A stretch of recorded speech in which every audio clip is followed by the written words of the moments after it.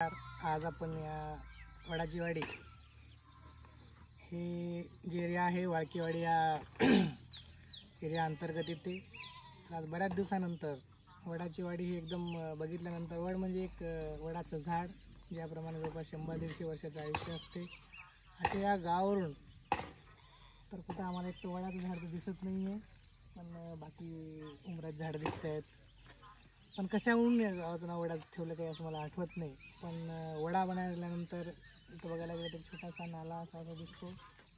आज या वडाच्या गावी जो आल्यानंतर असं बघितल्यानंतर फुलाजी बाबाचं हे जे देवस्थान आहे त्यांचा जो झेंडा आहे आणि या गावात आल्यानंतर जेव्हा आम्ही शिर्डी काका यांच्या घरी गेलो तेव्हा त्यांनी या गावाची जो आम्हाला एक जेव्हा ओळख सांगितली ते म्हटलं की आम्ही या गावामध्ये एक 40 वर्षाआधी गणेशवाडी इथून जेव्हा तळं झालं गणेशवाडीचं मोठं त्याच्यानंतर ते 1 वर्ष आधी ते इथं शिफ्ट झालेत ते. तर तेव्हापासनं हे आज हे त्यांचे 1-2 घरं होते म्हणून त्यांनी एक शेती इथं असल्यामुळे ते इथं आलेत आणि तेव्हापासनं हे वडाची वाडी गाव ते म्हणतात की इथं तयार झालेलं आहे. म्हणजे 1-2 घरं त्याच्यानंतर एक हळूहळू करत हे वडाचं छोटंसं गाव तयार झालं. तर अशा या वडाच्या वाडीमध्ये जवळपास ही जी शेतकरी लोक आहेत खूप आतापर्यंत यांनी खूप संघर्ष करावा लागला. हे जो दिसतो साईडला रस्ता हा रस्ता एक या वर्षी झालेला आहे. या आधी तर एकदम बैलगाडी व पायी असा रस्ता होता म्हणे, पण 2014ला त्यांनी सांगितलं की बा हे जर रस्ता होता बैलगाडीचा त्यांनी इथून ते दुधडपर्यंत स्वतःच्या लोकसेवेमधून त्यांनी स्वतःचा रस्ता दुरुस्त करून स्वतः घेतला.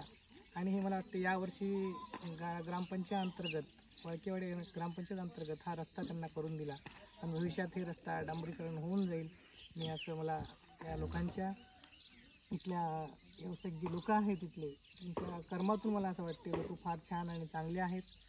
पुढेही अशी ही लोक भविष्यामध्ये जर आपण फुलाजी बाबाच्या तत्वावरती जर राहिले तर गावसुद्धा एक छोटंसं आमचं हे वडाची वाडी एक गाव मोठ्या गावाच्या रूपांतरात गाव चांगलं बनेल आणि इथली लोकसंख्यासुद्धा जी मुलं आहेत ती सुद्धा शिक्षून मोठे होतील. मला अशी अपेक्षा आहे. आणि खूप छान वाटलं आज ही सकाळची आजची मॉर्निंग आहे खूप मस्त गेली आणि लोकांशी संवाद साधल्यानंतर इथलं हे आरोग्यमय वातावरण आम्हाला खूप आवडलं. आणि आज आम्ही धन्य मानतो की याच्यामध्ये आम्हाला आज छानसा आम्हाला दिवस काढायला भेटला. आज आमच्याबरोबरच डॉक्टर खुपशे सर पण आहेत. त्यांनी बी आमची सकाळ छान सुंदर आमच्यासोबत काढलेली आहे.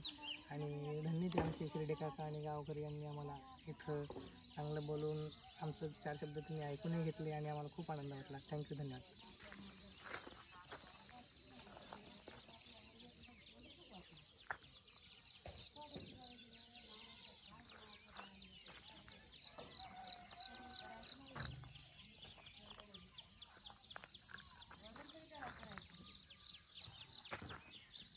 पाईपलाईन केली.